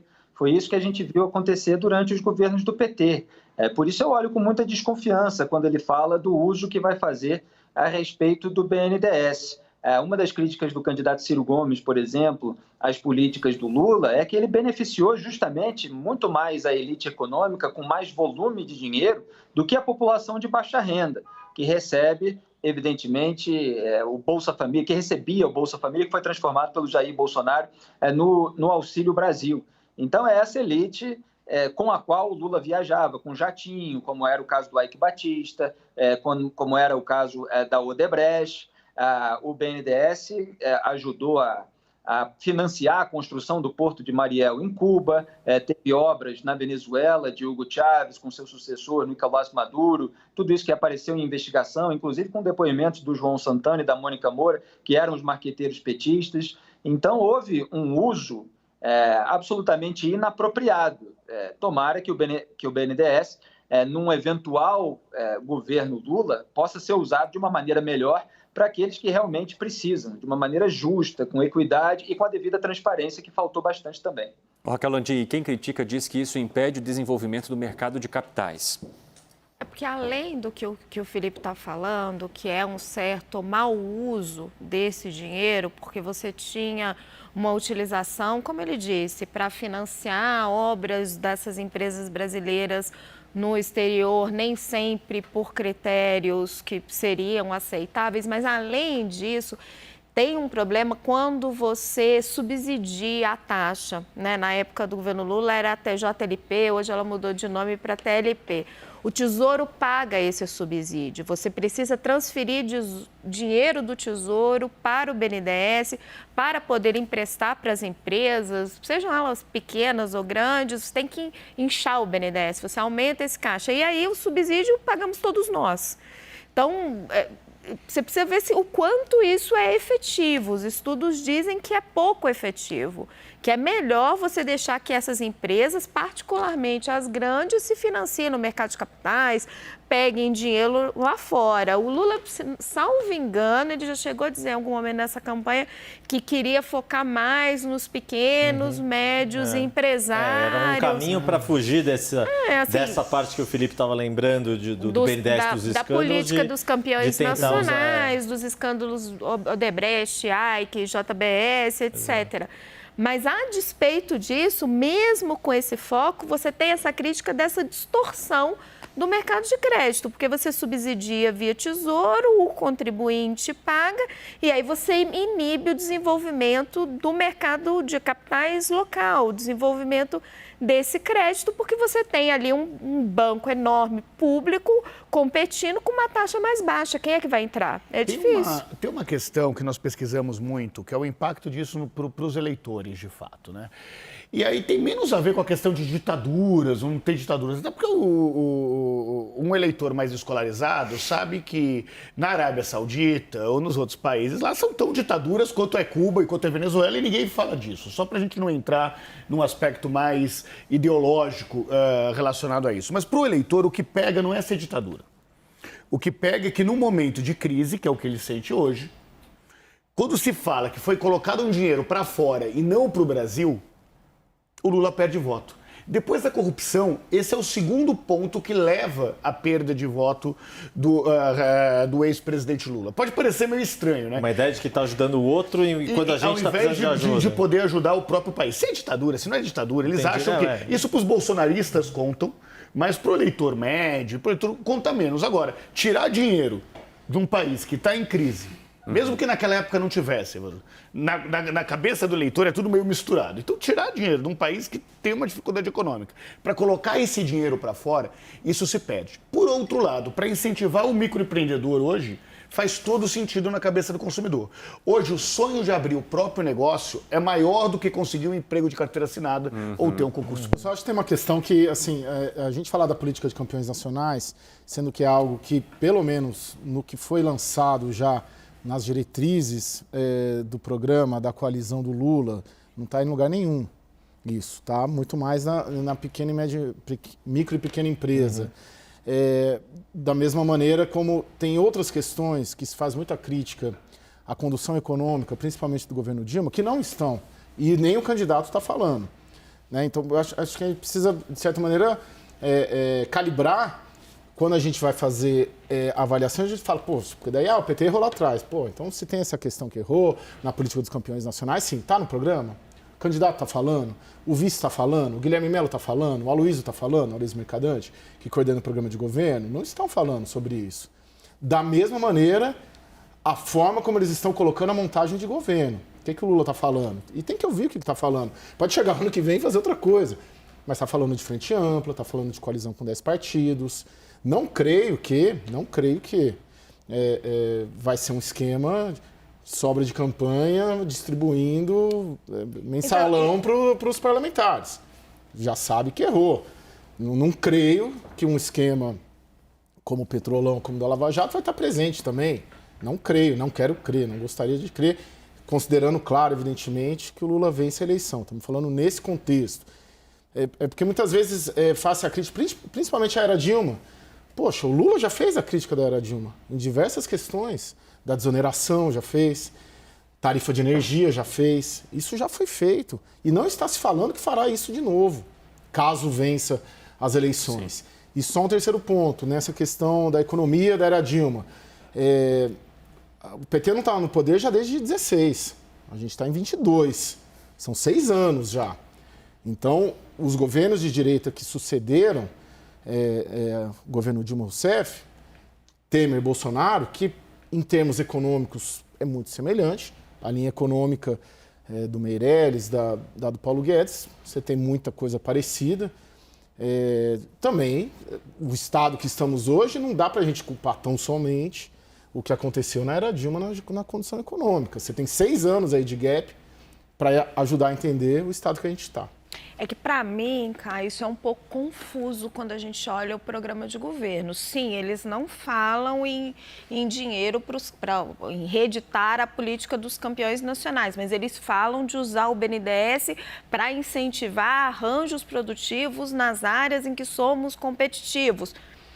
É parecido, parece que muda só o foco do tamanho da empresa. Eles falam que é preciso aumentar o tamanho do banco, continuar interferindo no mercado de crédito. É difícil, com as informações que a gente tem hoje, saber exatamente qual o papel que o PT enxerga para o BNDES.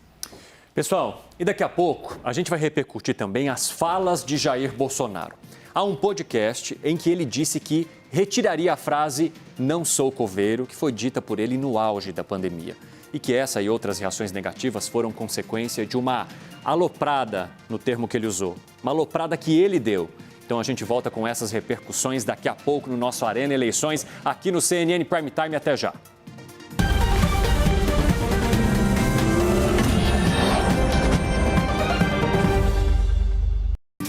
7h35 da noite, CNN Prime Time está de volta e o Tribunal Superior Eleitoral vota neste momento uma proposta dos militares de usar a biometria em teste nas urnas. Quero chamar a Thaís Arbex, que está acompanhando esse assunto e vai trazer informações e novidades agora. Thaís. Cine, vou reportar o que os nossos produtores, Gabriel Irabaaz e o nosso repórter Theo Curi, estão relatando aqui para gente. O Tribunal Superior Eleitoral começou o julgamento de uma proposta do presidente da Corte, ministro Alexandre de Moraes, de utilizar justamente a biometria, aquela proposta feita pelos militares no teste de integridade das urnas. O que é importante desse julgamento?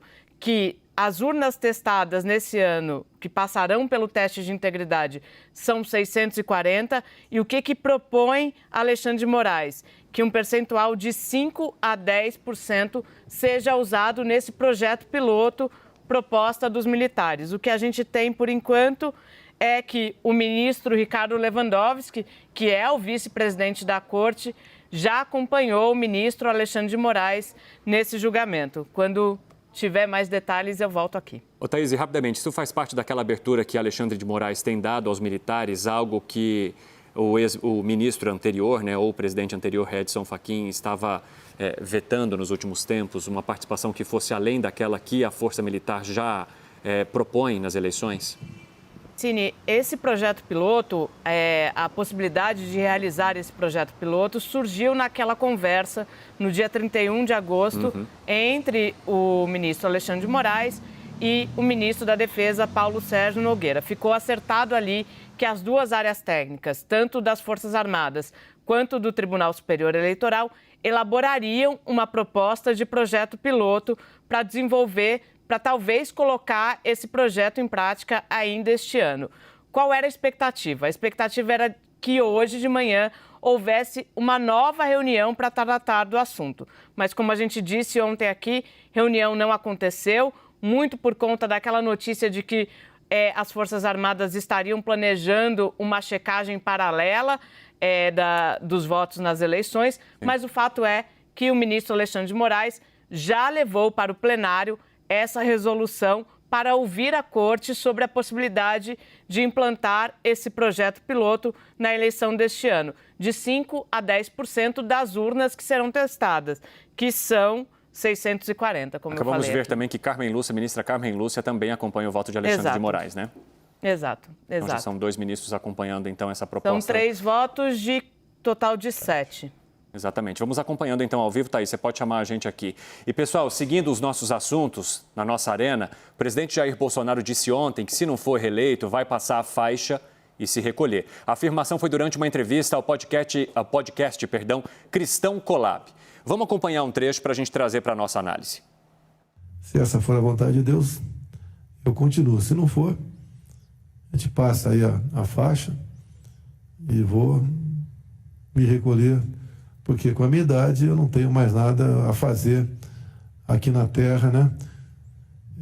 Se acabar essa minha passagem pela política aqui em 31 de dezembro do corrente ano. Felipe Moura Brasil, vamos começar com a postura e as falas de Bolsonaro, então, apenas neste trecho, o lance de passar faixa, cabisbaixo, falando baixo. Pois é, Evandro, ele sempre coloca um condicional. Eu chamo a atenção para isso porque está repercutindo como se o Jair Bolsonaro tivesse garantido de que ele vai fazer a transição do cargo, mas ele falou ali, se Deus quiser que eu continue, eu continuo. Se Deus não quiser, aí ele sai da política, etc. Agora, não se está afirmando que, em caso de derrota, de uma maneira mais específica, ele vai fazer a transição do cargo. Então, ele sempre deixou um condicional. A vontade de Deus, quando ele fala a respeito dela, é por parte da interpretação dele da vontade de Deus. Então, assim, eu acredito que o Jair Bolsonaro sempre deixa uma carta na manga para apontar que não houve lisura nas eleições. Ele sempre deixa no ar a hipótese de contestar o resultado das urnas. Ele fala que desde que a lisura aconteça, eu vou fazer e tal. Então, até associando aí com a notícia que a Thaís deu, o perigo dessas negociações entre o Alexandre de Moraes, que comanda o Tribunal Superior Eleitoral, e os militares, é deixar brecha para que alguém próximo do Jair Bolsonaro possa causar um tumulto, dizer que houve erro onde não houve, e ele possa usar isso politicamente. É claro que ele vai avaliar a situação conforme aconteça. Então, em caso de derrota, ele vai pensar: será que vale a pena acusar que houve fraude? Quais são os elementos? ou eu estou incomodado e vou fazer isso do mesmo jeito, ou de repente ele vai encontrar um cenário em que isso não precisa, que ele acredite que cansou, ou que vai conseguir alguma coisa que já estão oferecendo a ele, uma garantia de paz, não precisa causar esse tumulto, mas ele mantém a carta na manga. Repito, ele sempre coloca um condicional, se não é o desde que haja lisura, é se for a vontade de Deus. Bom, aliás, atualizando a informação para você que nos acompanha ao vivo, o Tribunal Superior Eleitoral acaba de aprovar por unanimidade, então, essa proposta de teste por biometria agora para as urnas eletrônicas. Thaís, já atualiza então, vamos aproveitar. Pois é, já tem repercussão aqui na cúpula do Tribunal Superior Eleitoral. Como que é dado? Assunto encerrado, Cine. Bem nessa linha que Felipe coloca. Então, esse movimento do Tribunal Superior Eleitoral foi o de colocar uma pedra sobre esse assunto de questionamentos das urnas. Se vai dar certo, a gente não sabe. Porque o presidente Jair Bolsonaro, eu fiquei com a mesma impressão que o Felipe ficou. Embora esteja dando um tom quase que emotivo, também fiquei um pouco com essa impressão de um tom de quase se vitimizando ali, ele deixa uma brecha, ele deixa se as eleições forem limpas e como ele faz sempre. Mas hoje o que o Tribunal Superior Eleitoral fez foi dizer, ok, aceitamos a proposta dos militares, que nos últimos tempos era considerada uma das principais propostas pelas Forças Armadas. Vamos realizar o teste, o projeto piloto, está posto, fizemos aquilo que conseguimos fazer neste momento. Me parece que esse é o entendimento na cúpula do TSE, assunto encerrado. Dora, acatar a proposta dos militares e principalmente essa fala do Bolsonaro de que se não acontecer a reeleição, ele vai passar a faixa porque já deu a vida dele aqui na política. É um ponto final, é uma pedra. Imagina, não tem ponto final nessa história. Ali no TSE, eu acho que deram ali um brinquedinho, sabe como é que é? Porque não altera, tá bom, faz aqui a biometria, faz aqui o teste piloto e pronto, para encerrar o assunto, porque não tem mais justificativa. Mas para o Bolsonaro não basta isso. A lógica, não, deram, mas porque se ele quiser colocar condicionante, vai colocar. Mas eu queria só levantar um ponto e prometo que vai ser rápido. Opa. A questão da passar a faixa não é importante. Quer dizer, é importante, mas 1º de janeiro não é a data que preocupa o TSE. A data que chama a atenção do TSE e que nós devemos prestar atenção é 19 de dezembro. É a diplomação. É o que equivale ao 6 de janeiro americano. O que era o 6 de janeiro? A convalidação do resultado das eleições, exatamente, que lá se dá no Capitólio, no Congresso. Aqui, a diplomação é a convalidação do resultado das eleições, que se dá no Tribunal Superior Eleitoral. Uma vez convalidado, igual nos Estados Unidos, uma vez diplomados, Inês está mortíssima. Seja quem for, o novo presidente, Bolsonaro, Lula, Simone, Ciro, sei lá quem, vai ser o novo chefe das Forças Armadas, 19 de dezembro. Dia 1º de janeiro é uma formalidade. E tem um detalhe, só desculpa, Evandro. Já inaugurando aqui a nossa arena com bastidor, Dora Kramer. Evandro, acho que tem uma questão simbólica do ponto de vista do eleitor, que é essa decisão do TSE. As Forças Armadas são uma instituição melhor avaliada do que a Justiça no Brasil. Então, o que o TSE tenta fazer é mostrar o que foi a proposta minimamente razoável feito pelos militares. Vamos lembrar que eles queriam que o cara votasse 2 vezes. Né, uma no papel e outra no... Porque é um absurdo para qualquer um que sabe que 1 mais 1 é igual a 2. Voto impresso. Né? Então, essa é uma tentativa de tentar anular uma sugestão de uma instituição que goza de um apoio popular maior do que a do Supremo Tribunal Federal. Pessoal, e ainda seguindo, né, nessas falas de Bolsonaro nessa entrevista, nesta mesma entrevista ele disse que se arrependeu de algumas declarações que deu durante os momentos mais difíceis da pandemia para a população. Entre essas declarações, uma que ele fala que não é coveiro, se referindo às mortes provocadas pela Covid, ao ser questionado pelos jornalistas. Vamos acompanhar. A questão do coveiro eu retiraria. Quando fala quantos morreram. E a questão não, o jacaré mulheres. Foi uma figura de linguagem. Eu poderia não usar. Sim, eu sou chefe, sou chefe da nação, sei disso. É a sua fala. Agora, eu sou ser humano também, eu lamento o que eu falei. Não falaria de novo. É bom ouvir não isso. Falaria, não falaria de novo. Você pode ver que de um ano para cá, meu comportamento mudou. A minha cadeira é um aprendizado. A entrevista contou com a participação dos apresentadores Karina Bach, Theo Hayashi, Felipe Vilela, Matheus Vona, Luciano Subirá e Luma Eupídio. Vamos jogar aqui para análise novamente. Bolsonaro, então, dizendo que não deveria ter dito que não era coveiro, dizendo que deu uma aloprada. Ele foi questionado também sobre isso numa das primeiras entrevistas, né? Aquela ao Jornal Nacional. Foi uma pergunta que a própria Renata fez a ele e no momento ele não deu essa mesma resposta. Como que você avalia essa mudança, essa cara de Bolsonaro arrependido em relação a essa fala que repercutiu tão mal no auge da pandemia aqui no país? Milhares de pessoas morrendo todos os dias. Embora essa entrevista tenha ocorrido ontem no fim da tarde, começo da noite, antes desse resultado do IPEC, mas tem muito a ver com aquele recorte do IPEC da rejeição. Bolsonaro precisando melhorar a sua imagem, essa figura ali de conseguir demonstrar empatia mínima com o eleitor em diversos momentos. Na pandemia isso ficou muito nítido, principalmente a questão da vacina infantil ali foi prejudicial para a imagem dele. O mais leal, fiel apoiador dele sabe que foi um tiro no pé ter falado contra a vacinação de crianças, o que colocou ali, reforçou ainda mais essa rejeição que as mulheres têm com ele. E eu acho que tem muito a ver, aí eu vou pedir agora ajuda para o Renato, tem muito a ver com o ambiente em que ele estava falando. Para um podcast voltado a jovens evangélicos, uma embocadura que tem muito a ver com esse público, né, Renato? É super. Acho que tem um ambiente controlado, Yuri. Então vamos dizer que é diferente do Jornal Nacional, é diferente se ele tivesse vindo aqui ser entrevistado pelo William Vac. É um ambiente completamente controlado e com perguntas controladas com relação a isso. Mas tem dois objetivos. Hoje, nós temos, entre as mulheres, 16 milhões de votos a mais para o Lula do que o Bolsonaro. É essa diferença em números absolutos de votos que o Lula tem de vantagem relacionado ao Bolsonaro. No último IPEC ganhou mais 820 mil votos de mulheres. E esse é um dos fatores que mais faz o Bolsonaro perder voto. Ele teve dois movimentos do ponto de vista de estratégia eleitoral dessa fala do presidente da República. O primeiro é criar uma vacina para a arma que estava sendo guardada pelo Partido dos Trabalhadores para atacar o governo na reta final da campanha, que é lembrar, do ponto de vista emocional, o que foi as posturas de desdém que o presidente Bolsonaro teve com relação às vítimas da Covid. A segunda é uma estratégia muito comum ao eleitorado evangélico. Quando você é o esquema do perdão.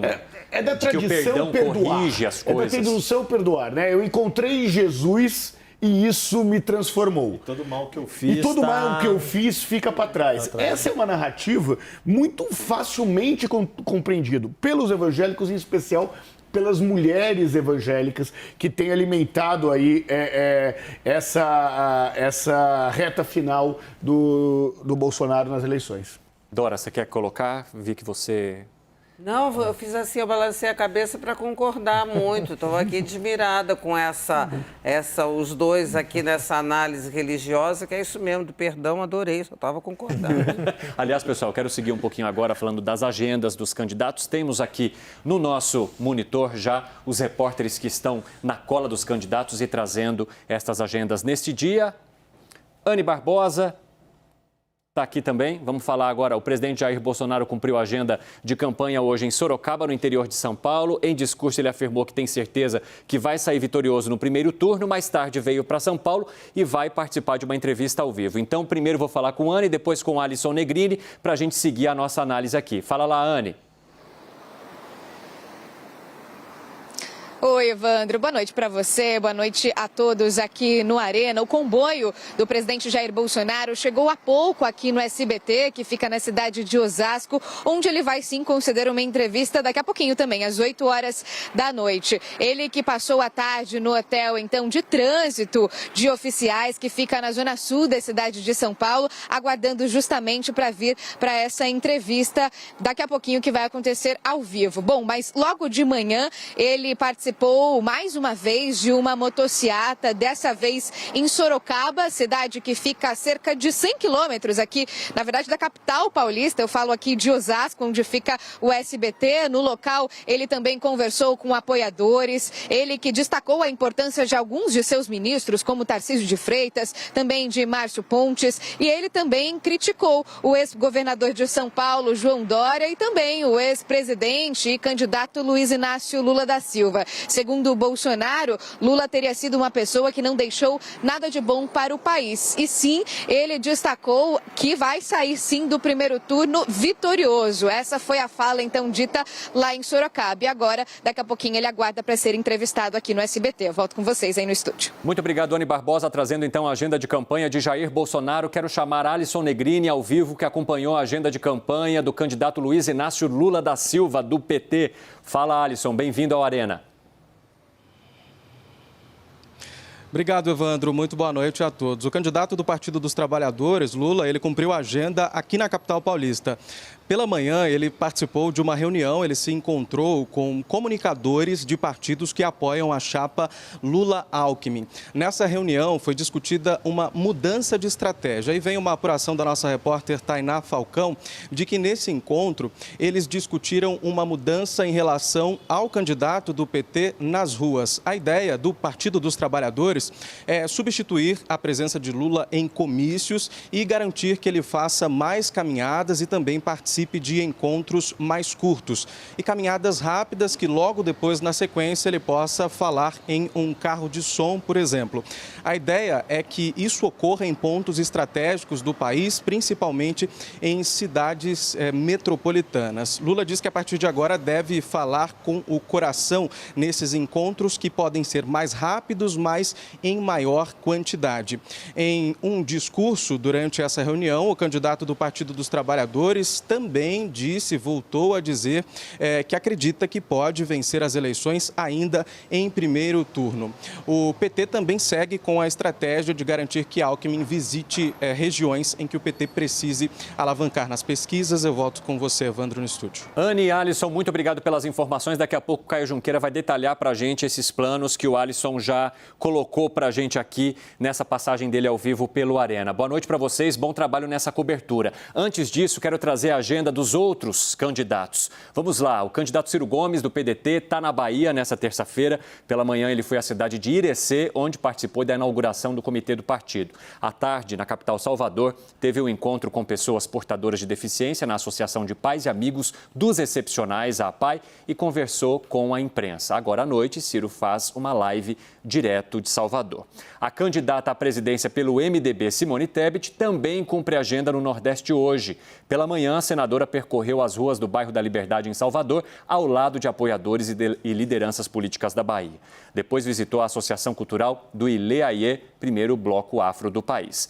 À tarde, Simone Tebet esteve em Campina Grande, no Agreste Paraibano. Ela fez uma visita ao Núcleo de Tecnologias Estratégicas em Saúde da Universidade Estadual da Paraíba e uma caminhada pelo bairro Monte Castelo. Vou chamar então primeiro o Caio Junqueira, que traz bastidor sobre essas estratégias da campanha de Lula. Estratégias que envolvem a mulher dele, a Janja, e também o deputado André Janones, Caio. Isso, vamos só separar ali o que o Alisson falou. O Alisson, o que ele trouxe foi em relação a uma reunião que houve à tarde e não pela manhã, da coordenação da campanha do ex-presidente Lula. Sim. Pela manhã, uma reunião com cerca de 6 mil comunicadores ali ligados à campanha. Aí sim, Lula falou, a Janja da Silva falou e também o André Janones falou. E ali sim, o que eles fizeram? Eles transportaram mais ou menos as resoluções da reunião que teve na semana passada, ampliada, com todos os presidentes de partidos da coalizão, para definir, para tentar ganhar no primeiro turno. Passaram isso hoje para essa rede, essa capilaridade que eles têm de comunicadores país afora. E aí é muito interessante, porque é como que a gente vai tentar ganhar essa eleição na comunicação. E a gente subiu ali no começo da tarde essa reportagem no site da CNN, com as falas ali do Lula, da Janja e do Janones. Foi uma reunião fechada, ela não foi aberta, mas agora, no final da tarde, a própria campanha do Lula divulgou os vídeos. As diretrizes do Lula, por exemplo, no encontro da manhã, defender a importância do voto, justamente para tentar conter abstenção, né? Tem uma leitura dentro da campanha que a abstenção prejudica o Lula, acho que o Renato pode até falar sobre isso. Solidariedade e fraternidade em todas as mensagens, não só reconstruir o Brasil, mas reconstruir o modo gostoso de viver em paz e com esperança. Isso está na fala dele, de fato, foi essa a expressão que ele utilizou. Não quero só reconstruir, quero cuidar dos brasileiros, sempre disputei eleição pensando em ganhar no primeiro turno, e ações de rua. Aí eu acho bem interessante também as diretrizes do André Janones, que meio que assumiu essa campanha digital. 3 últimos dias da campanha a pontos cegos, que é a campanha do Lula, pontos cegos nas redes sociais, que precisam ser ocupados, que precisam ficar atentos. Cada rede tem uma linguagem, um público. Citar Bolsonaro somente no Twitter, porque favorece o algoritmo, nas outras redes não citar. Preparar e organizar respostas rápidas. Fake news não se desmente, se sobrepõe com outra pauta. E na reta final, tom sereno, conciliador e incentivar o orgulho em defender o Lula, foram as falas do Janones. E só para finalizar, da Janja, usar muito o termo conquistar votos, conquistar mais votos. Não usar virar voto. E também, evidentemente, conquistar o maior número possível de indecisos. Imagina essa mensagem ali passando numa reunião fechada, 2, 3 horas para 6 mil pessoas, já apontando ali dentro dessa prioridade da campanha, que é tentar vencer no primeiro turno, e aqui com essa estratégia de comunicação afunilada, ou pelo menos espera-se. Aliás, nesses menos de 2 minutos que a gente tem agora para finalizar, pessoal, a campanha de Lula também está de olho no voto útil. Algo que Ciro Gomes tem rebatido com bastante intensidade, até fez uma publicação ali do verdadeiro voto útil. Dora, como é que você olha para o voto útil para essas campanhas neste momento? O voto útil pode não ser tão útil assim, porque ele pode ser visto como um desrespeito ao eleitor, ao direito do eleitor escolher, e também um desrespeito ao candidato ou candidata de se apresentar. E aí há uma divergência, quanto à utilidade. Antônio Lavareda, um dos grandes analistas de pesquisa, junto com o Renato meu professor. Meu professor, ótimo. Ele tem essa tese e eu achei bastante interessante. Pessoal, está terminando o nosso tempo? Já deu o nosso tempo ou dá tempo de fazer mais uma pergunta? Um minutinho, deixa eu só passar mais uma aqui então. Quero falar de uma apuração do Kenzon Matida que trouxe de que vão ser intensificados os materiais sobre as condenações de Lula no âmbito da Lava Jato. Felipe Moura, Brasil, menos de 1 minuto para você comentar essa estratégia aqui. Bom, o Bolsonaro falou ali que seríamos campeões do turno, mas nem a campanha acredita muito isso, né? A campanha dele está acreditando com muito otimismo que pode virar para o segundo turno com 4 pontos apenas de desvantagem. Eles querem aumentar a rejeição do Lula e diminuir a do Jair Bolsonaro. E vai tentar colar a pecha da corrupção cada vez mais. Felipe, Thaís, Caio, Raquel, Dora, Meirelles, Yuri, obrigado, gente. Queria conversar muito mais com vocês, mas a gente precisa passar o bastão aqui na nossa programação. Você não pode brigar com a Elizabeth. Não dá. A Elizabeth já está me dando um tchau ali. Boa noite para todos vocês. E olha, uma última novidade. Estreia hoje o Fórum CNN, um espaço no site da CNN dedicado a artigos de opinião. Os textos assinados por convidados vão ser publicados diariamente no site da CNN e estarão disponíveis também nas redes sociais da emissora. O Fórum CNN começa com um artigo do ministro do Supremo Tribunal Federal, Luiz Fux, que passou a presidência do tribunal para a ministra Rosa Weber ontem.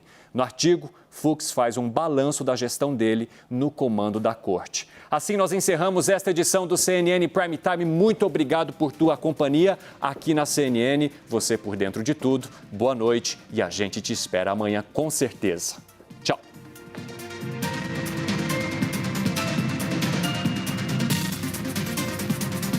CNN Prime Time.